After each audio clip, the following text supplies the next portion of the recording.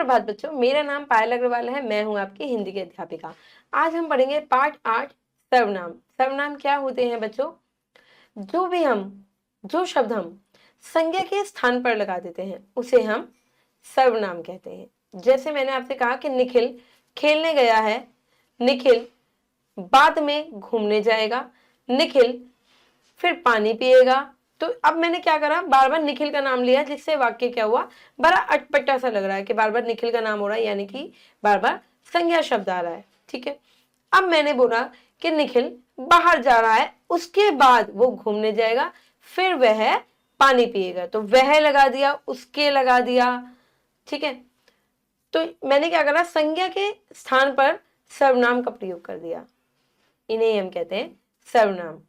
आइए पाठ के माध्यम से जानते हैं कि सर्वनाम क्या है और उनके भेद कितने होते हैं। बढ़ते हैं पाठ की ओर। पाठ 8 सर्वनाम। पाठ का उद्देश्य है बच्चों सर्वनाम व सर्वनाम के भेदों का ज्ञान कराना।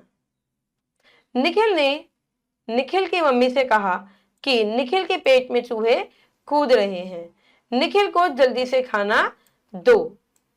अब आप देखिए, निखिल ने निखिल की मम्मी से कहा, निखिल बार बार क्या रहा है, कुछ वाक्य जो है अटपटा लग रहा है, अच्छा नहीं लग रहा है।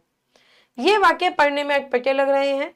अब इन्हें अन्य शब्दों के साथ पढ़ते हैं। देखिए, निखिल ने अपनी मम्मी से कहा कि उसके पेट में चूहे कूद रहे हैं, उसे जल्दी खाना दो। अब वाक्य भी अच्छा लगा और हमने निखिल की जगह यानी कि संज्ञा की जगह क्या लगा, अपनी, उसके, उसे, ये क्या है, सर्वनाम। क्यों? क्योंकि ये संज्ञा के स्थान पर प्रयोग किए गए हैं। ठीक है बच्चों, ये वाक्य सरल, सहज और सुंदर लग रहे हैं। इसका कारण है निखिल संज्ञा शब्द का एक बार प्रयोग और अन्य स्थानों पर अपनी, उसके, उसे शब्दों का प्रयोग करना। तो वाक्य अच्छा लगाया। रंगीन छपे शब्द क्या है? ये सर्वनाम कहलाते हैं। सर्वनाम शब्द सर्व तथा नाम के योग से बना है और इसका शाब्दिक अर्थ है सबका नाम। अतः सर्वनाम का अर्थ है वह शब्द जो संज्ञा यानी कि नामों के स्थान पर प्रयुक्त होता है, उसे हम सर्वनाम कहते हैं। परिभाषा जानते हैं बच्चों, संज्ञा के स्थान पर प्रयोग किए जाने वाले शब्दों को सर्वनाम कहते हैं। सर्वनाम का महत्व। भाषा में सर्वनाम का अपना अलग अलग महत्व है। इसका कारण है कि व्याकरण में संज्ञा के बाद सर्वनाम को वस्तुतः दूसरा महत्वपूर्ण स्थान प्राप्त है। पहले संज्ञा को है, फिर सर्वनाम को है। इसका प्रयोग निम्नलिखित कारणों से किया जाता है। जैसे संज्ञा शब्दों को दोहराने से बचने के लिए, बार बार संज्ञा शब्द आता है तो वाक्य अच्छा नहीं लगता है। भाषा की संक्षिप्तता के लिए, भाषा को सरल, सुंदर और बोधगम्य बनाने के लिए, अच्छा बनाने के लिए। चलिए बच्चों, सर्वनाम के 6 भेद होते हैं। पुरुषवाचक सर्वनाम, निश्चयवाचक सर्वनाम, अनिश्चयवाचक सर्वनाम, प्रश्नवाचक सर्वनाम, संबंधवाचक सर्वनाम और निजवाचक सर्वनाम। सबसे पहले जानते हैं हम पुरुषवाचक सर्वनाम के बारे में, जो अपने बारे में, दूसरे के बारे में और अन्य के बारे में कहा जाता है। बोलने वाला अर्थात वक्ता, सुनने वाला अर्थात श्रोता। प्राय वक्ता और श्रोता के बारे में अथवा किसी अनुपस्थिति यानी कि जो है नहीं आपके आगे, अन्य के लिए, अन्य व्यक्ति के बारे में बात करते हैं। ऐसी स्थिति में तीनों ही व्यक्ति, पुरुष यानी कि वक्ता, श्रोता तथा अन्य के लिए जिन सर्वनामों का प्रयोग किया जाता है उन सर्वनामों को पुरुषवाचक सर्वनाम कहते हैं। जैसे मैं तुम्हें उसके पास ले चलूंगा, मैं तुम्हें उसके पास, मैं स्वयं हो गया, सामने जो खड़ा है व्यक्ति वो हो गया तुम्हें, और उसके यानी कि अन्य के लिए। अतः उपयुक्त परिभाषा के आधार पर पुरुषवाचक सर्वनाम के 3 प्रमुख भेद होते हैं। देखिए, उत्तम पुरुषवाचक सर्वनाम, मध्यम पुरुषवाचक सर्वनाम और अन्य पुरुषवाचक सर्वनाम। उत्तम बोलने वाला, मध्य सुनने वाला और अन्य पुरुष होता है। निश्चयवाचक सर्वनाम, निश्चय यानी कि निश्चय है कि ये पर्स मेरा है, पता है मुझे, ये घर मेरा है, पता है मुझे, निश्चय है। वे सर्वनाम शब्द जो किसी व्यक्ति या वस्तु आदि के निश्चय बोध कराते हैं उन्हें हम निश्चयवाचक सर्वनाम कहते हैं। प्राय इस बोध हेतु इशारा या संकेत भी किया जा सकता है। यह बोध संकेत समीप के व्यक्ति वस्तु का भी हो सकता है तथा दूर के व्यक्ति वस्तु का भी हो सकता है। दूरवर्ती व्यक्ति वस्तु के लिए वह तथा सीमित वृत्ति व्यक्ति या वस्तु के लिए यह का प्रयोग होता है। जैसे कि वह यानी कि दूर, यह मतलब पास में, सीमित। ये हमारे खेत हैं, पता है आपको, ये हमारे ही खेत हैं। और वह मेरी कक्षा में पढ़ती है, वह मेरी कक्षा में पढ़ती है। ये बिल्कुल भी निश्चय है कि मेरी कक्षा में ही पढ़ती है। ये किताब मेरी है, पता है आपको, यही किताब मेरी है। अनिश्चयवाचक सर्वनाम जिसमें निश्चित नहीं होता। बाहर कोई आया है, आपको नहीं पता कौन आया, निश्चय नहीं है। वे सर्वनाम शब्द जो किसी निश्चित व्यक्ति वस्तु का बोध नहीं कराते उन्हें हम अनिश्चयवाचक सर्वनाम कहते हैं। जैसे कोई, कुछ आदि। जैसे कोई दरवाजे पर आया है, आपको नहीं पता कौन आया है। और देखो खीर में कुछ पड़ा है, क्या पड़ा है ये नहीं पता आपको, कुछ पड़ा है। प्रश्नवाचक सर्वनाम, प्रश्नवाचक इसके तो नाम से ही स्पष्ट हो रहा है बच्चों कि प्रश्न, आपसे प्रश्न पूछा जाएगा। ये किसकी पुस्तक है, किसकी, आपको उत्तर मिलेगा किसकी, है ना। तुम कहाँ जा रहे हो, कहाँ, प्रश्न है, उत्तर मिलेगा आपको।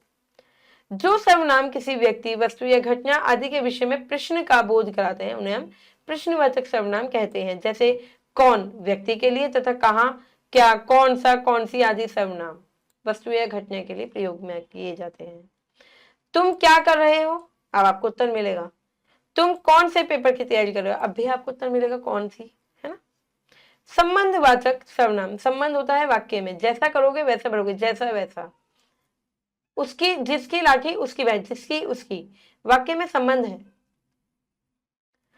जिन सर्वनाम शब्दों का प्रयोग प्रधान वाक्य के साथ किसी अन्य उपवाक्य में प्रयुक्त संज्ञा या सर्वनाम से संबंध बताने के लिए किया जाता है उन्हें हम संबंधवाचक सर्वनाम कहते हैं। जैसे सो, जो, सो, जिसकी उसकी, जिसका उसका, जो वह इत्यादि। जैसे जिसकी लाठी उसकी भैंस, जिसकी उसकी, जैसा वैसा, जैसा करोगे वैसा भरोगे, संबंध बता रहा है। निजवाचक सर्वनाम, अपने आप, स्वयं।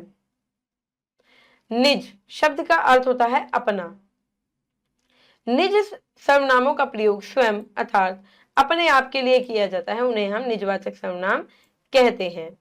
हिंदी में निजता व्यक्त करने हेतु प्राय आप, स्वयं, खुद, अपने आप आदि शब्दों का प्रयोग किया जाता है। जैसे गांधी जी अपने सभी कार्यों को स्वयं करते हैं, स्वयं मतलब कि अपने आप करते हैं, खुद करते हैं। तुम्हें खुद जानना पड़ेगा, तुम्हें खुद जाना पड़ेगा, निजवाचक है, स्वयं जाना पड़ेगा, खुद से जाना पड़ेगा। चलिए बच्चों, पाठ का सार जानते हैं। संज्ञा के स्थान पर प्रयोग किए जाने वाले शब्दों को हम सर्वनाम कहते हैं। सर्वनाम के 6 भेद होते हैं: पुरुषवाचक सर्वनाम, प्रश्नवाचक सर्वनाम, निश्चयवाचक सर्वनाम, अनिश्चयवाचक सर्वनाम, संबंधवाचक सर्वनाम और निजवाचक सर्वनाम। चलिए बच्चों, करते हैं अभ्यास। सही उत्तर पर सही का निशान लगाएंगे। संज्ञा के स्थान पर प्रयोग किए जाने वाले शब्दों को हम क्या कहते हैं, हम कहते हैं सर्वनाम। यह मेरा घर है, किस सर्वनाम का उदाहरण है, निश्चयवाचक, पता है कि ये मेरा ही घर है। जहां चाहा वहां रहा, जहां वहां क्या है, संबंध है। पुरुषवाचक सर्वनाम के भेद होते हैं उत्तम पुरुषवाचक। चलिए बच्चों, आगे करते हैं। नीचे दिए गए वाक्यों में से सर्वनाम छाट के उनके भेद के नाम लिखिए। बाहर कौन आया, कौन क्या है, प्रश्न पूछा जा रहा है, आपको उत्तर मिलेगा। कौन सा भेद हुआ, प्रश्नवाचक, प्रश्नवाचक सर्वनाम।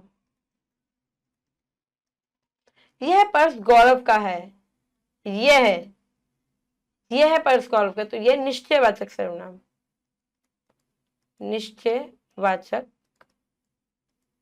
सर्वनाम। ये निश्चय के, ये पर्स जो है गौरव का ही है। जिसकी उसकी, जिसकी लाठी उसकी भैंस, यानी कि संबंधवाचक, वाचक सर्वनाम।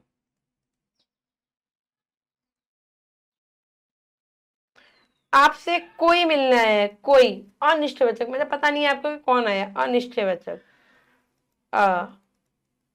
अनिश्चयवाचक सर्वनाम, सर्वनाम। चलिए बच्चों आगे बढ़ते हैं, करते हैं। निम्नलिखित वाक्यों में सर्वनाम शुद्ध लिखिए। देखिए, तुम तुम्हारे स्कूल चले जाओ, तुम अपने स्कूल चले जाओ, तुम अपने स्कूल चले जाओ, स्कूल चले जाओ। हम हमारी बात करने गए थे, हम अपनी बात करने गए थे, हम अपनी बात करने गए थे।